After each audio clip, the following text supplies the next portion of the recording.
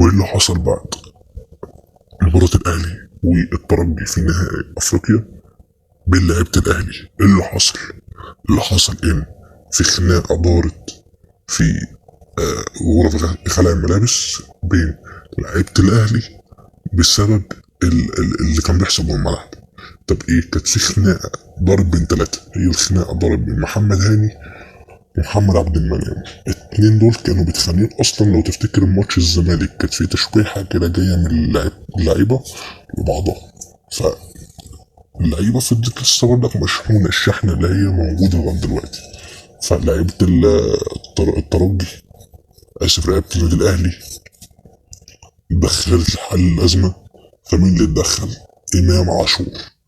إمام عاشور اتدخل لحل الأزمة. محمد هاني قال له أنت تعمل نفسك لعيب عليا، أنا كابتن الفريق. قال له محدش عليا كابتن، الكابتن اللي موجود في الأوضة هنا هو محمد الشناوي، وكمان معايا رامي ربيعة. هم دول الكباتن اللي موجودين في النادي الأهلي. الخناقة دي كانت طالعة امبارح، والمناسبة اللي اتكلم عن الخناقة دي المدير التنفيذي للنادي الأهلي، اللي هو مسؤول عن الإعلام في النادي الأهلي. الخناقة دي دارت بعد التدريب مباشرة.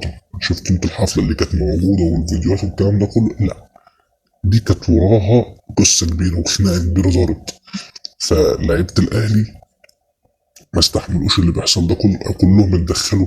ما في الكابتن محمد الشناوي اللي في مؤتمر صحفي قال ما فيش مشاكل، لكن في مشاكل وحاصلة وبتحصل كل يوم في كل الأندية، مفيش حد سالك لحد.